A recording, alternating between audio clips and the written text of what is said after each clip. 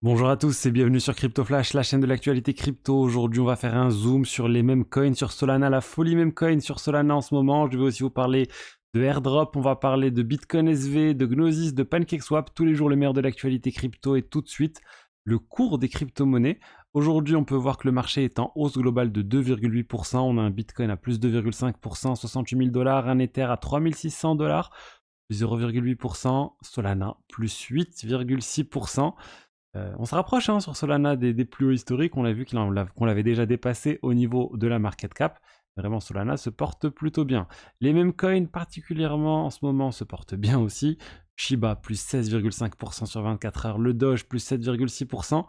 Et je voulais vous faire un zoom sur ce qui était en train de se passer sur Solana. Il y a une nouvelle crypto, un nouveau meme coin qui a débarqué sur Solana. Ça s'appelle le BOM, B-O-M-E, Book of Meme. Ça a été lancé par l'artiste NFT Dark Farms. Il a envoyé en fait une adresse pour que les gens puissent déposer de l'argent, une pré-sale. Les gens envoyaient des jetons sur une adresse Solana. Il y a eu, on va dire, pas énormément d'argent qui a été déposé lors de la pré-sale pendant 24 heures. N'importe qui avait vu le tweet pouvait venir déposer des tokens Solana, des jetons seuls. Et il a récolté comme ça 1,8 million de dollars. Ensuite, il a distribué du coup les jetons BOM et ces jetons BOM ont complètement explosé. C'est juste fou ce qui s'est passé. Aujourd'hui, on se rapproche des 1 milliard de dollars de market cap, on les a dépassés. Même il y a le 16 mars, ça a été dépassé. Là, on est passé en dessous des 1 milliard, mais c'est assez énorme. Honnêtement, c'est rare qu'on voit une crypto créée en 2-3 jours qui dépasse le milliard de dollars. C'est, je pense, quasiment du jamais vu. Pour un meme coin qui est né à partir de quasiment rien sur Solana, le Dogecoin a mis du temps, je pense, à atteindre le milliard de dollars. Shiba, etc. aussi, ça s'est pas fait du jour au lendemain. Le Bonk aussi, c'est vrai, c'était assez compliqué. Et là, on a ce token, Book of Meme, qui est en train de tout exploser très rapidement. Donc attention, bien sûr, il y a énormément de volatilité sur ce type de sujet. Ça peut baisser, ça peut passer à 100 millions de dollars dans 2 jours, comme ça peut faire encore beaucoup plus. Et suite à ça, il y a plein de gens qui sont mis à faire des choses similaires. On a cet artiste NFT qui s'appelle Kero, qui n'était pas très connu, il avait un compte Twitter, mais il n'était pas très connu en tant qu'artiste NFT, on va dire. Il a lancé aussi lui aussi un meme coin et il a récolté 10 millions de dollars en un jour. C'est assez fou pour son token Snap. Et il y a plein de pré-sales comme ça là, qui circulent sur Twitter où des gens envoient des adresses et les gens déposent de l'argent en contrepartie d'un jeton qui devrait arriver un jour. Ça rappelle énormément ce qui s'est passé sur Ethereum il y a quelques mois. Vous vous rappelez, je pense, du jeton 2, du jeton Ben.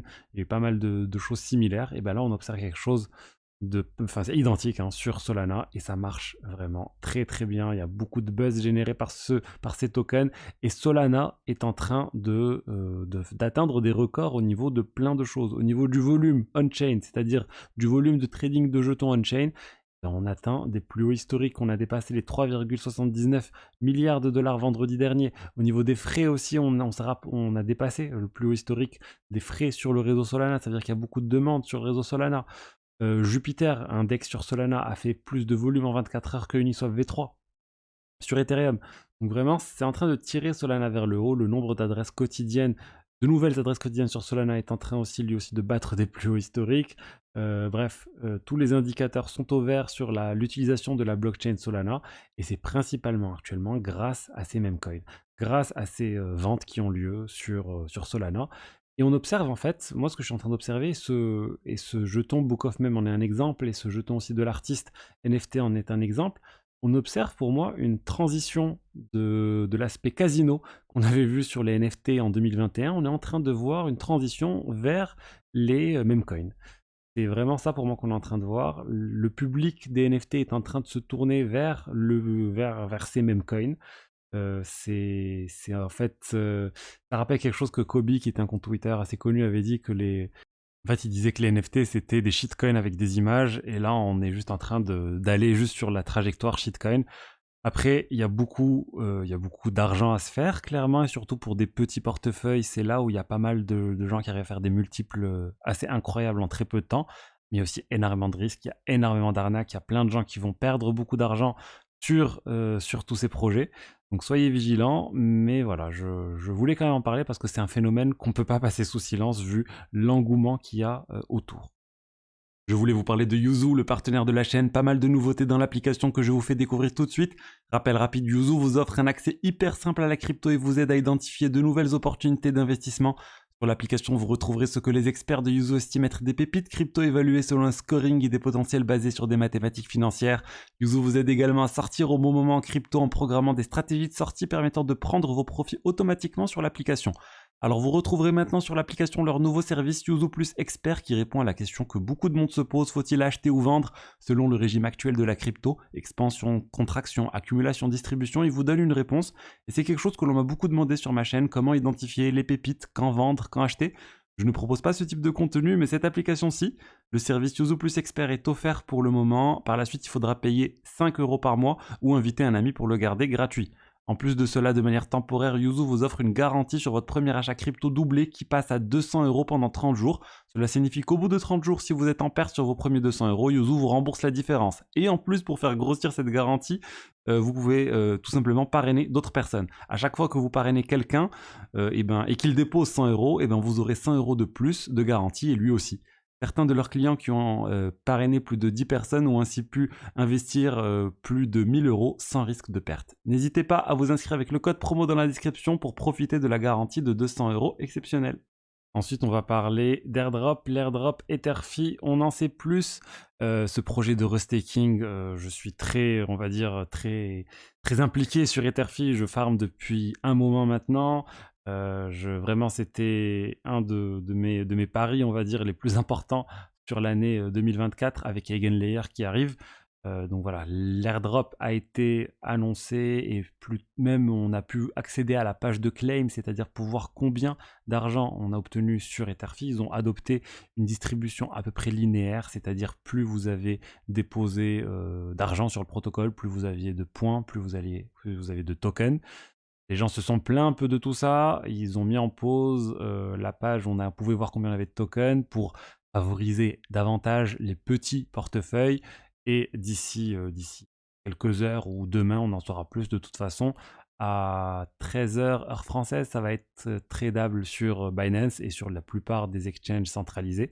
Donc voilà, soyez prêts si vous avez été éligible à cet airdrop. Une heure avant, vous allez pouvoir claim les tokens et les obtenir sur votre wallet pour ensuite pouvoir les envoyer sur des exchanges centralisés pour vendre. A priori, il y aura aussi un peu de liquidité sur Uniswap, mais je pense que la plupart de la liquidité sera sur les exchanges centralisés.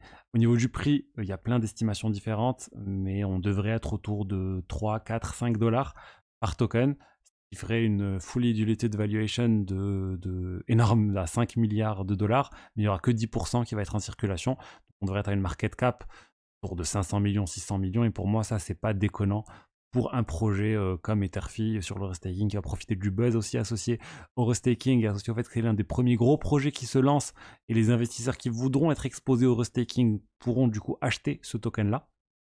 Après voilà, moi je suis content de cet airdrop, mais je vais pas garder la majorité des tokens, on va dire. C'est clairement, je vais vendre la majorité au listing.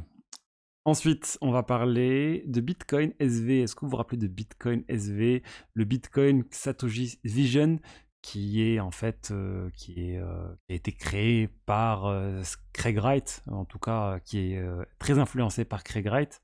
Craig Wright, c'est la personne qui a dit être Satoshi Nakamoto, mais qui n'a jamais réussi à le prouver. Il y a une décision de justice qui va pas du tout dans son sens, où le juge dit en fait qu'il n'est pas du tout Satoshi Nakamoto. Et du coup qu'il n'a pas créé le Bitcoin. Et suite à ça, le token Bitcoin SV a fortement baissé. On parle de 22% depuis qu'il y a eu la décision de justice contre Craig Wright. Honnêtement, tant mieux. Bitcoin SV, ça n'a jamais connu un très gros succès, on va dire. On a eu au départ, je ne sais pas si vous vous souvenez, il y a eu Bitcoin, ensuite il y a eu le fork, parce qu'il y avait certains qui voulaient créer des blocs plus gros sur le réseau Bitcoin et d'autres qui voulaient rester à des blocs limités en niveau de la taille sur le réseau Bitcoin. Et du coup, il y a eu deux Bitcoins différents qui sont créés, Bitcoin et Bitcoin Cash. Bitcoin Cash, ensuite, s'est séparé aussi en deux autres Bitcoins, et c'est comme ça qu'on a eu Bitcoin SV, etc. Mais voilà, là, on va dire, il y a vraiment le Bitcoin qui est loin devant tous ces forks. Voilà, il y a une vraie communauté derrière le Bitcoin, alors que sur les autres, beaucoup moins. Ensuite, on va parler de Gnosis. Gnosis et leur jeton Gno.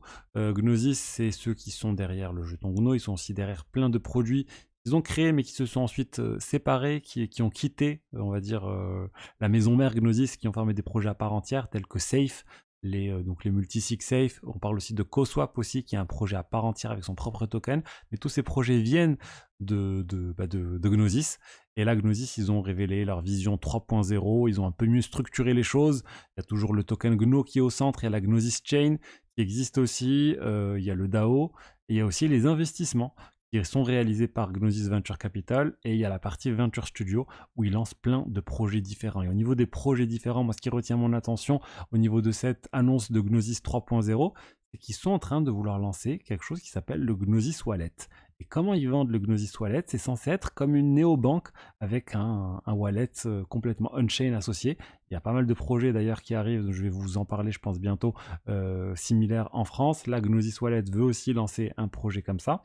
Mais voilà, moi j'aimerais bien voir plus de néobanques avec des vrais comptes crypto, mais non custodial, où les gens vraiment ont la maîtrise des clés. C'est des choses qu'on va voir de plus en plus et ça devrait faciliter plein de choses pour les utilisateurs. Et pour finir, je voulais vous parler de PancakeSwap qui a annoncé sa version 4. C'est prévu au cours du trimestre 3 sur le réseau BNB et Ethereum. Et cette version 4, alors ils ne le disent pas officiellement, mais ça ressemble beaucoup à Uniswap V4. En fait, Uniswap V4, ils ont aussi annoncé, ça devrait arriver très bientôt, ça peut enfin arriver suite à la dernière mise à jour d'Encun où il y avait une fonctionnalité nécessaire à l'arrivée d'Uniswap V4. PancakeSwap initialement, c'est un fork d'Uniswap, mais depuis ils se sont, on va dire, différenciés. Mais là, ils sont en train d'intégrer certaines fonctions qui vont arriver aussi sur Uniswap V4, telles que les hooks. Les hooks, c'est ces sortes de customisation possible sur les divers pools en réalisant des actions post-trading ou pré-trading qui va permettre d'introduire plein de fonctionnalités différentes. J'ai hâte de voir d'ailleurs ce que ça va apporter Uniswap V4 et toutes les applications qui vont être construites sur Uniswap V4. PancakeSwap du coup se prépare et veut pas être laissé, on va dire, veut pas être mis à distance au niveau des fonctionnalités par Uniswap V4, et du coup ils ont copié, je pense, les fonctionnalités sans copier le code. Ils ont dû redévelopper un certain nombre de choses qui sont en train d'être développées sur Uniswap V4. Donc bonne nouvelle, je pense, comme pour PancakeSwap, qui introduit ce type de fonctionnalité qui semble être le futur, on va dire, des exchanges décentralisés. Donc voilà ce que je voulais vous dire aujourd'hui sur les diverses actualités crypto du jour. J'espère que le contenu vous a plu. Si c'est le cas, n'hésitez pas à liker, à commenter, à vous abonner. Et je vous dis à demain pour la suite. Au revoir.